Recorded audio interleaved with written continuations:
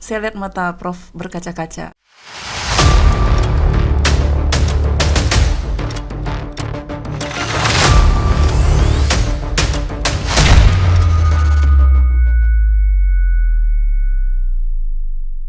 Assalamualaikum warahmatullahi wabarakatuh. Rekan pembangunan kita kembali hadir di studio tercinta kita di lantai 3 kantor Bapeda Aceh. Selamat pagi, selamat siang, selamat sore, dan juga selamat malam. Kenapa harus saya menyapa rekan semuanya di 4 suasana yang berbeda itu? Karena juga kadang bisa nontonnya di pagi, siang, sore, bahkan juga malam gitu ya. Barengan saya Agustia seperti biasa yang akan menuntun rekan semuanya selama 30 menit ke depan dengan narasumber yang berbeda-beda setiap waktunya. Pagi ini saya senang sekali rasanya berjumpa dengan rekan juga, dan saya di sini sudah duduk dengan orang yang sangat luar biasa sekali narasumbernya. Ada Bapak Profesor Dr. Sofyan Agani MA. Beliau adalah dosen bahasa Inggris dan juga Ketua Yayasan Wakaf Barbate Islamic City. Selamat pagi, assalamualaikum Bapak. Waalaikumsalam warahmatullahi wabarakatuh. Saya senang sekali juga bisa bertemu dengan Bapak Adinda Tia. Aduh. Wah, ini pagi-pagi saya sudah melting nih Pak, dipanggil Adinda. Itu kan panggilan terdekat keluarga gitu ya. Oke, Pak Profesor Sofyan Agani. Saya izin manggilnya Pak Ketua nih. Boleh, silakan. Sehat ya Pak ya hari ini? Alhamdulillah. Terima kasih loh Pak sudah datang kemari jauh-jauh. Kami juga terima kasih karena bisa diundang, bisa bersama-sama di sini. Sampai kita ngopi nanti Pak ya. Oke, boleh, siap. Oke. Nah, ini rekan pembangunan juga bisa tonton kami di YouTube kami di Bapeda Aceh, dan juga aktif di semua media sosial, Facebook, Twitter, Instagram. Jadi bisa menikmati tontonan kita Pak, karena syarat nilai edukasinya luar biasa tinggi loh Pak di sini. Ya. Oke, Pak Sofyan ataupun Pak Ketua. Ya. Pak Ketua, ini kan kita bicara tentang pendidikan, to the point aja. Bahwasanya Indonesia, khususnya juga Aceh, pendidikannya kan sedang tidak baik-baik saja. Benar. Kita bisa melihat yang katanya dari Undang-Undang Dasar 1945 pasal 31 nih Pak, katanya menjamin setiap anak untuk mendapatkan pendidikannya. Tapi toh nyatanya ini tidak sesuai dengan apa yang kita bayangkan selama ini Pak. Iya, benar. Ini bagaimana dulu kita melihat suasana, baru nanti kita ke Wakaf Barbatenya. Oke, baik. Ya, sebenarnya Undang-Undang Dasar itu pasal 31 ya sangat jelas bahwa setiap hak warga negara itu untuk mendapatkan pendidikan. Tapi apa yang kita lihat di Indonesia, bahwa kondisi pendidikan di Indonesia itu boleh dikatakan tidak baik-baik saja. Apalagi di Aceh. Di Aceh mungkin sudah sering dibicarakan, sudah sering dipublikasikan kondisi pendidikan Aceh yang tidak mencerahkan. Dan indikator-indikator ini bisa kita ukur, bisa kita lihat bagaimana kondisi pendidikan kita yang boleh dikatakan kurang mengembirakan. Kalau misalnya mau jujur kita melihat tingkat SMA atau MA, kita bisa hitung berapa anak yang bisa melanjutkan ke perguruan tinggi di luar Aceh. Itu sangat penting ya, bahwa melanjutkan pendidikan di luar Aceh supaya kita lebih tahu dengan Indonesianya. Ya, kita juga tahu bahwa pendidikan yang jauh lebih baik daripada yang ada di kita itu berada di luar Aceh. Tapi jumlah anak-anak kita yang ke sana itu kan sangat sedikit. Artinya apa? Ada sesuatu yang mungkin kurang beres di kita, sehingga anak kita tidak mampu bersaing untuk di luar Aceh. Kira-kira begitu. Artinya berarti dari kita sendiri yang harus memperbaikinya, para pendidik. Benar, banyak hal yang harus kita kalau kita mau perbaiki dari manajemen pendidikan, termasuk tujuan kemana sebenarnya pendidikan Aceh ini. Kita sering mengatakan Aceh itu negeri syariah.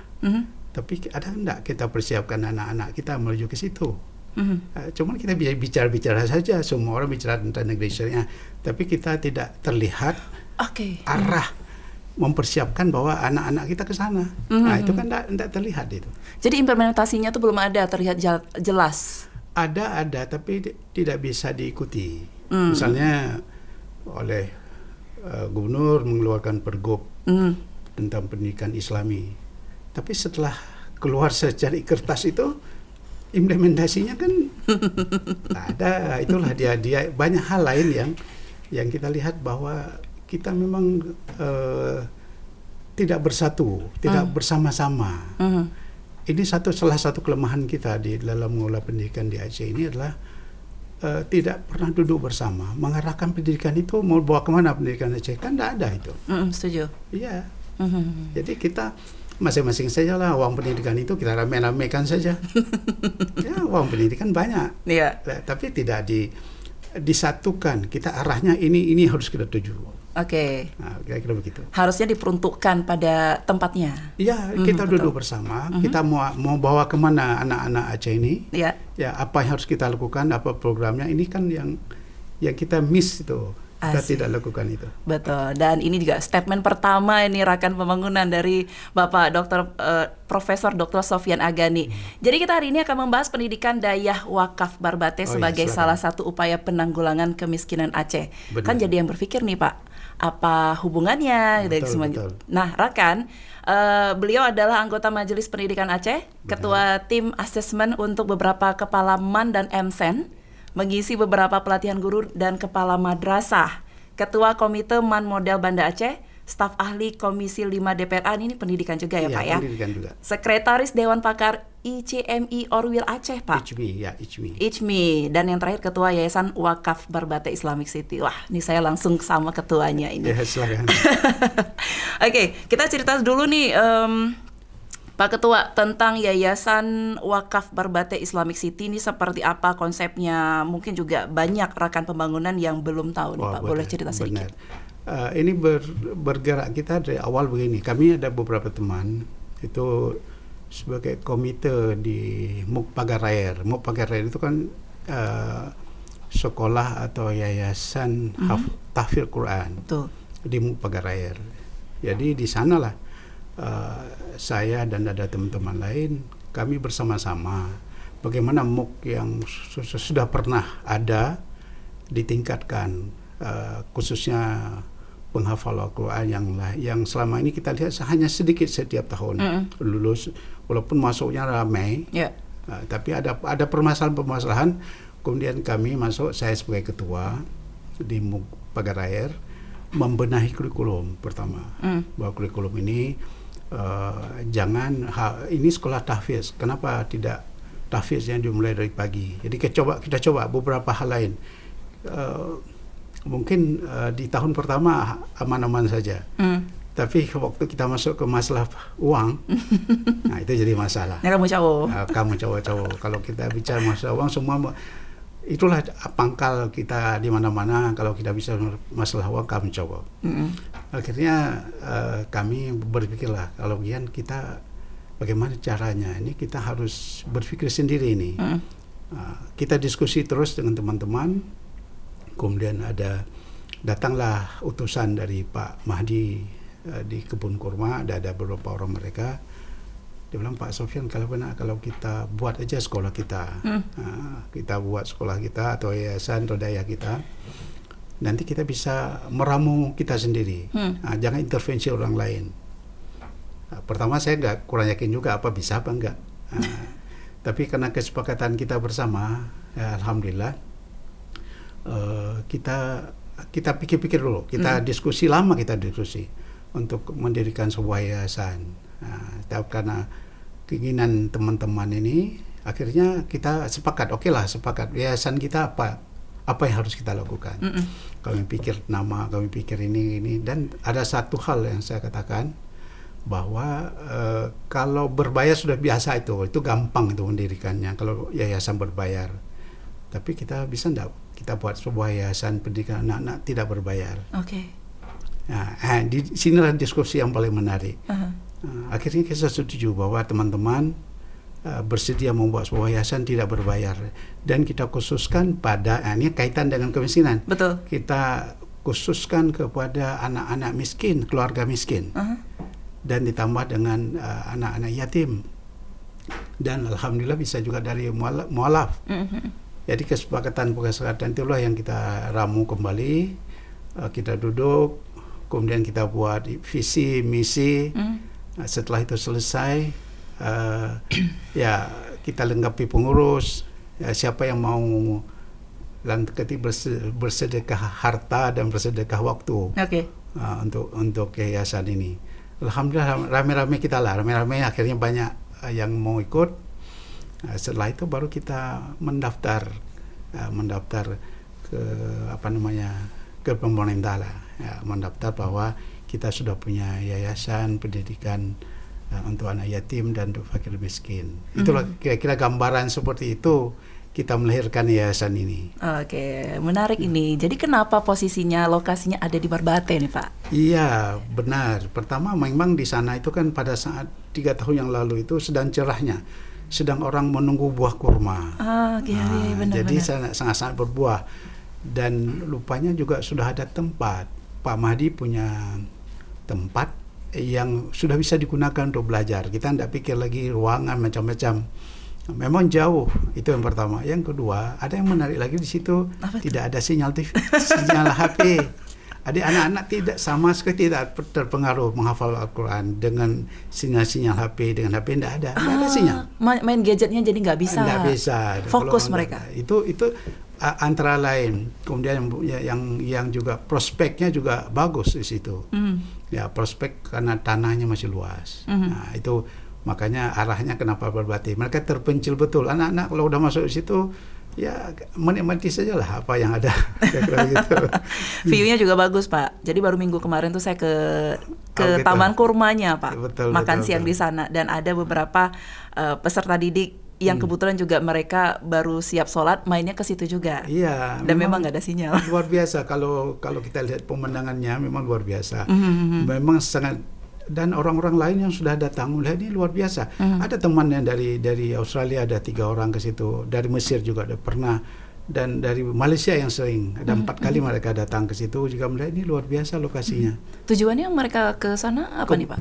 Kalau orang dari Malaysia itu mereka memang ada paket tour. Oke. Jadi oleh seorang itu mereka bertanya di mana kita mau lihat semacam madrasah atau dayah atau pesantren. Mereka mau tanya oleh paket tour itu, dia tidak tahu saya dari mana dia tahu, dibawalah ke situ. Menyenangkan betul buat mereka yang di Malaysia itu. Karena di Malaysia belum ada seperti itu mungkin dengan suasananya. Ya mungkin suasananya enggak. Yang dari Australia saya juga tidak tahu. Mereka tahu-tahu mau nelpon saya, ya, mungkin melalui salah satu teman, mungkin murid-murid saya mungkin. Jadi menelpon, mereka mau lihat. Waduh, mereka menyenangkan kali. Dari Australia 3 orang. Wah, kedepannya kita bisa buat travelnya sendiri nih Pak. Mungkin. Iya, itu luar biasa. Pokoknya menyenangkan lah orang-orang yang sudah melihat anak-anak. Kenapa menyenangkan mereka? Melihat anak-anak baru 1 tahun sudah hafal. Ada yang 10 juz, kan luar biasa itu. Kami pun seakan nggak percaya kok bisa secepat itu. Oke. Ya, bisa menghafal Quran. Ya. Pak, kalau untuk tenaga pendidiknya di sana ada berapa jumlahnya Pak? Kalau sekarang dengan anak 56 berarti ada 7 orang. 7 orang. Baik. Dan Yayasan Wakaf Barbate Islamic City ini berdiri di tanggal 13 April ya Pak ya. Betul. 2021. Benar. Jadi selama pembahasan dengan Pak Mahdi yang awalnya sampai di April 2021 itu terbentuklah yayasan tersebut Pak. Struggle kemudian kendalanya seperti apa Pak? Oh, kendala tetap ada. Karena kan ini namanya dananya kan dari sumbangan hamba Allah. Betul. Ya. Kadang-kadang kalau sudah tanggal 25 saya sudah mulai apa ada enggak kita untuk bayar untuk makan anak. Tapi alhamdulillah tidak ada masalah, cuman selalu berpikir ini sengaja 25 berapa kas. Dia bilang benar bilang ini kasnya cuman 10 juta. Kita butuh terakhir kita butuh hampir 40 juta per bulan. Nah, untuk makan dan untuk honor pengajar. Kan saya bilang sama Pak Zul, dari gimana Pak Zul? Tenang aja Pak ya, nanti Allah yang bantu. Alhamdulillah, tapi sampai sekarang tidak ada masalah.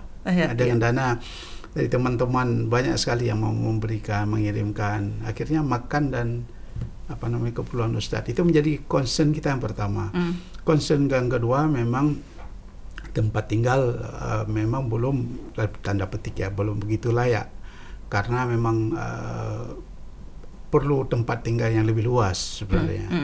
Nah, tapi kita belum mampu. Belum mampu. Kalau mampu kenapa enggak? Siapa tahu dari pendengar ini ada yang ingin ikhlas menyumbangkan tempat penginapan anak, luar biasa. Amin, amin. Insya Allah nanti begitu. akan ada yang nonton nih Pak. Mudah-mudahan Ya, insya donatur. Allah, insya Allah. Ya, karena juga penonton kita nih di YouTube Pak. Ya. Insya Allah orang-orang kaya semua ya Pak. Wah, luar biasa. Mudah-mudahan kaya hati juga. Kaya hati juga. Baik Ya. Prof, ini tahun ketiga. Jadi tadi dengar-dengar untuk tahun pertama ada 15 ataupun 16 Ya, 16, siswa. ya. Ya begitu. Kemudian tahun kedua juga sama, imbang. Betul. Dan ini tahun ketiga justru hampir 56 ya? Enggak, jumlah 56, Jumlah. tapi 25. Pertama 26, kemudian 25. Itu tahun ketiga lebih banyak. Lebih banyak lagi. Ya. Wah, ini luar biasa loh Pak. Prospeknya selama 3 tahun bisa mencapai siswa yang sebanyak itu. Nah, proses mencari, merekrut anak-anak ataupun peserta didik untuk disekolahkan di Yayasan Barbate ini Pak, informasinya mereka dapat dari mana? Atau ini memang tugasnya dari Humaska dan segala macam bagaimana? Betul. Di kelompok kita ada satu orang namanya Pak Ayub. Beliau dari Kemenang. Nah, jadi kita sampaikan Pak Ayub, kita ini tahun depan ini perlu merekrut anak. Nah, dia yang lebih banyak bekerja bersama dengan tim lain. Ya, dia menghubungi misalnya ke tahun yang ini 5 kabupaten kita cari. Jadi dia menghubungi katakanlah di Temiang. Kemudian di sana dicari di Min anak-anak yang kelas 6 ya, yang mau menghafal Quran dan mereka punya dasar. Kemudian untuk yang yatim ya, kita turunkan grade-nya, tidak perlu yang lancar. Ya, kalau dari singkil ke sana kita cari anak mualaf yang sama sekali tidak bisa baca Quran pun boleh.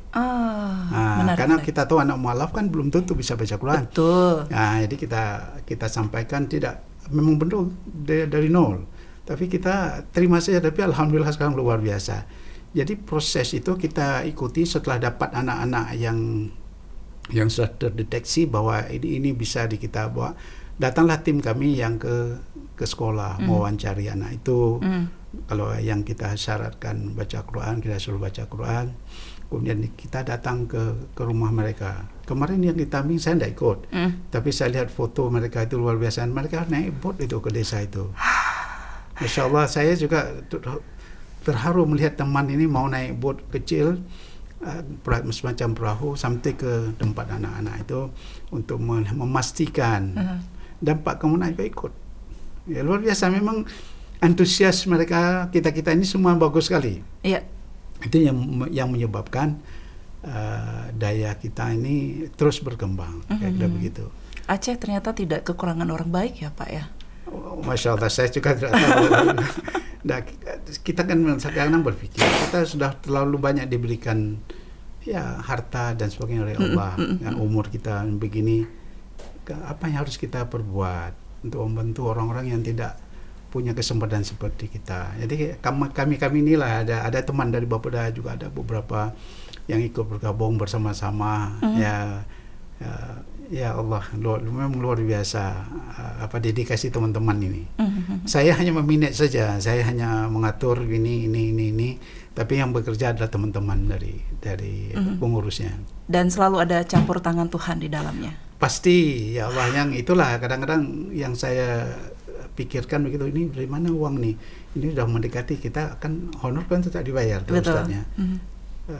Kita berpikir, tapi Allah selalu mengirimkan orang-orang tertentu untuk mendanai. Ada yang waktu kami terima yang pertama itu, yang terakhir ini perlu tempat belajar. Kemudian datang orang yang bersedekah 50 juta, langsung bisa buat tempat belajar itu. Ya, jadi ada hal-hal tertentu di luar pemikiran kita. Kalau kita ukur secara akademis, tidak mungkin. Tapi ini sudah masuk ke 3 tahun, alhamdulillah tidak ada masalah. Ya. Prof, saya lihat mata Prof berkaca-kaca. Masya Allah. Ya, apa yang teringat nih Prof, boleh cerita? Ya, saya teringat, saya juga anak yatim dulu, makanya saya paham betul itu. Saya meninggal orang tua waktu saya masih kelas 4 SD. Saya sangat paham bagaimana kehidupan anak yatim. Saya diajak ke sini, kalau ada konduri diajak ke sana. Itu kan hanya sebatas itu. Belum ada terpikir untuk pendidikan. Ya, itulah latar belakang itu mungkin dari latar belakang lain mungkin yang membuat saya lebih senang bersama dengan anak-anak yang ada di Daya Wakaf Warwati ini. Ya. Are you okay? Ya. I'm not sure. I'm not okay. Ya, begitulah kehidupan ini ya. Dan juga Allah telah memberikan saya terlalu banyak. Ya, saya dihitung-hitung saya kemarin tidak bisa dapat profesor. Saya hitung sendiri. Tapi Allah memberikannya pada kira-kira saya mau pensiun. Ya. Nah, itu juga karunia Allah yang diberikan kepada saya pada 2 tahun lagi saya mau pensiun. Ya. Dan alhamdulillah anak-anak juga sukses, tidak ada. Pokoknya Allah telah banyak memberi.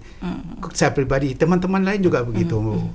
Teman-teman lain saya anaknya lulus ke doktoran, anaknya begini. Jadi itu juga karena ridha Allah.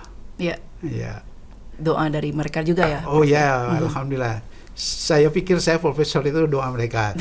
Karena saya di Jakarta ditolak. Enggak mungkin lagi. Saya pikir saya logika enggak mungkin.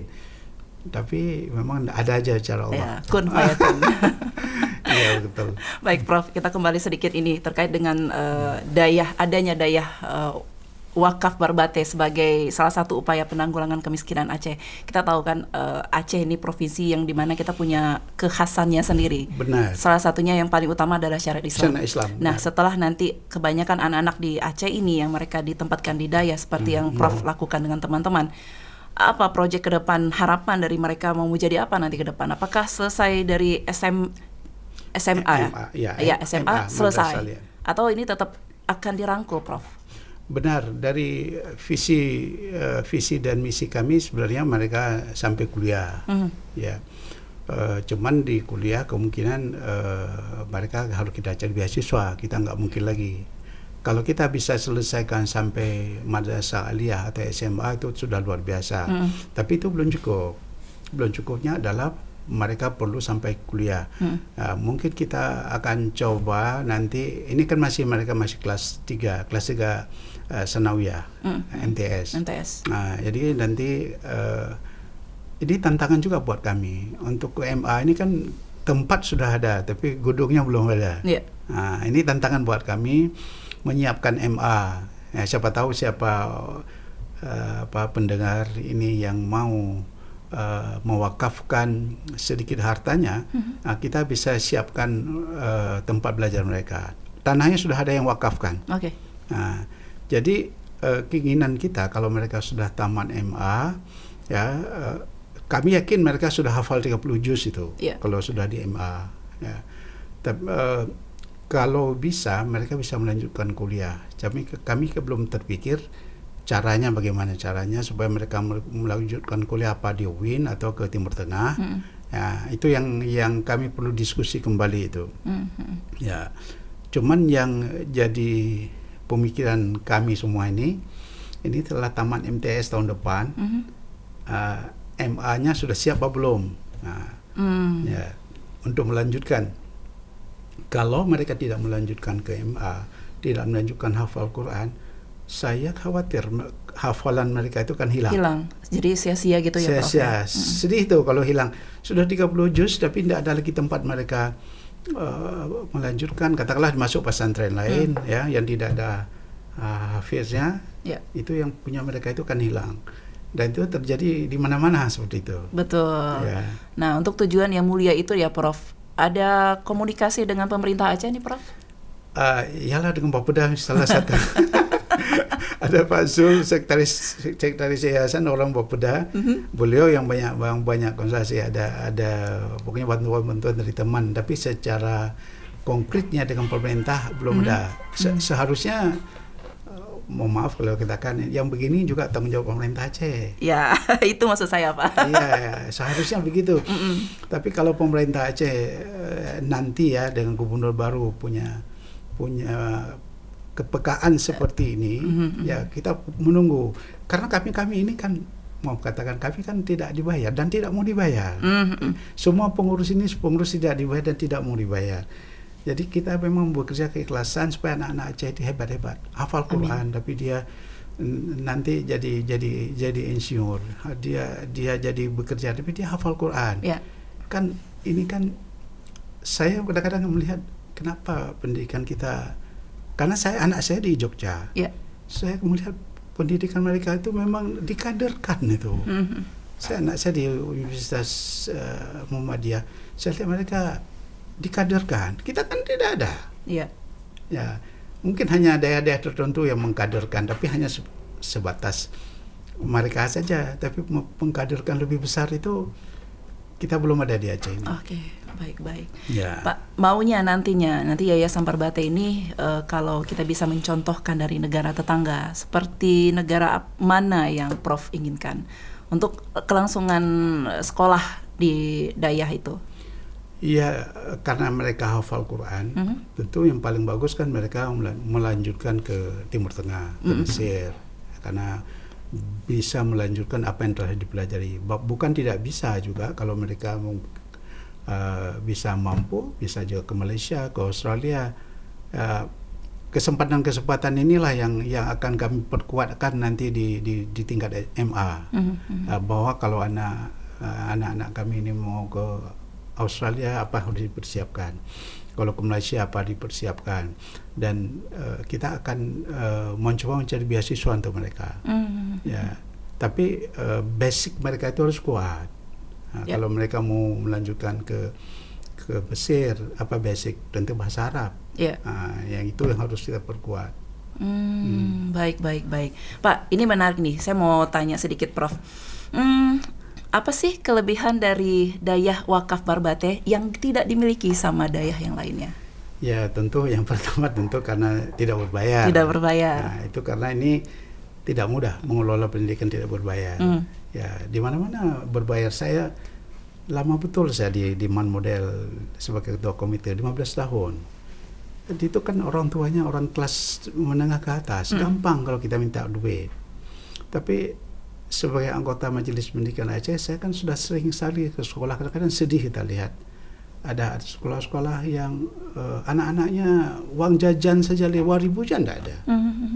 Mungkin ini kan tidak diketahui oleh pemerintah Aceh.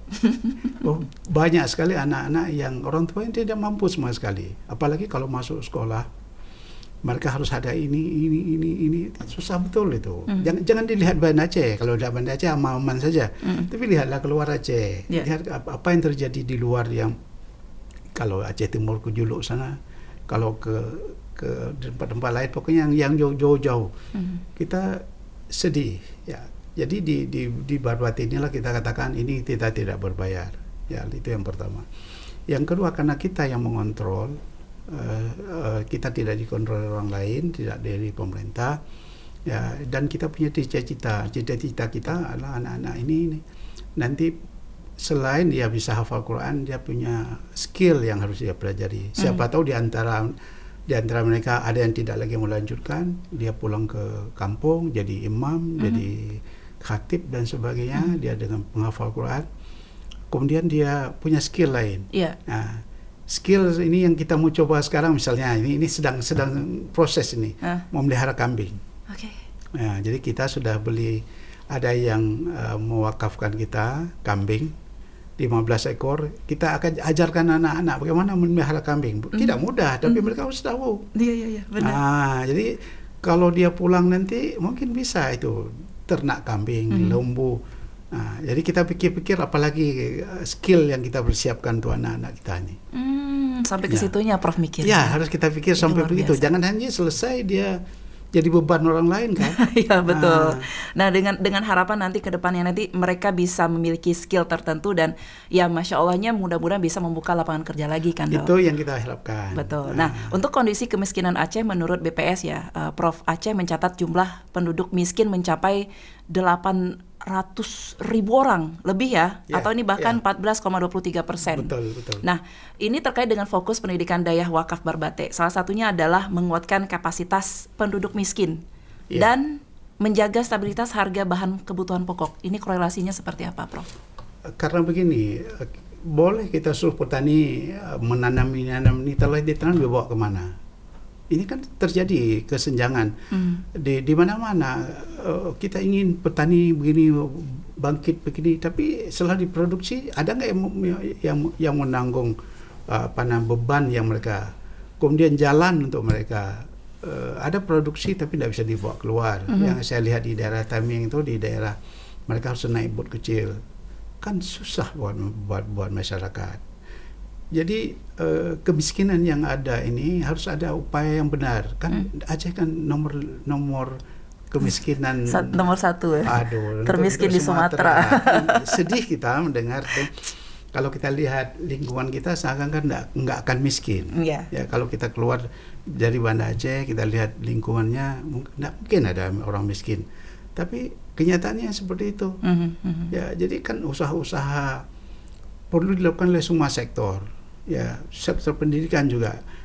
Yang pasti kalau sektor pendidikan, kalau anaknya sudah bersekolah, anaknya sudah dapat pengetahuan, pengalaman, itu kemungkinan kemiskinan itu akan turun. Ya, karena dia sudah bersekolah, karena dia sudah berpikir beda. Ya. Siapa yang mengurus sekarang tentang jalan ke daerah mereka? Tidak ada. Nah, saya tidak tahu apa orang-orang pejabat-pejabat ini pernah lihat nak ke daerah-daerah yang jauh terpencil. Bagaimana aksesnya, transportasinya? Ya, betul. Jangankan ini, ada pernah saya sebagai dosen pernah tahu. Saya bilang sama mahasiswa, sama guru, sama calon guru pada saat itu saya tatar, Anda punya enggak LCD ini untuk mengajar? Jangankan LCD Pak, di ruang kami listrik aja nggak ada. Aceh? Iyalah. Wow. Memang kita nggak percaya. Saya bilang betul. Kamu nggak ada ya, dibangunnya waktu dibangun nggak ada yang lihat, nggak ada tempat colok listriknya, nggak ada. Ya Allah, itu ada suatu daerah, ada guru yang bercerita ke saya. Jadi begitulah kondisi kita, seakan-akan baik-baik saja, tapi pergilah keluar. Nah, kalau saya itu hampir semua kabupaten sudah saya pergi, karena sebagai anggota MPA, ke SD, ke MI, ke SMP, ke MTS, saya lihat ya ada yang bagus. Sekitar kita Banda Aceh ini luar biasa. Ada beberapa sekolah yang ada, dan di pesantren juga kami pergi ke sekolah pesantren terpadu. Kita melihat apa yang terpadunya itu. Betul. Kadang-kadang sedih-sedih juga, tapi itulah kenyataan yang bisa dia buat. Walaupun sudah di sekolah-sekolah umumnya kan ada dana. Ada dana anak, dana masyarakat, dana bosnya, Pak. Dana bosnya juga, ya. Tapi itulah kondisi pendidikan Aceh yang perlu menjadi perhatian. Kita berharap gubernur yang baru ini, harapan kita, itu memikirkan ini. Ya, kalau enggak kita ya seperti ini terus itu.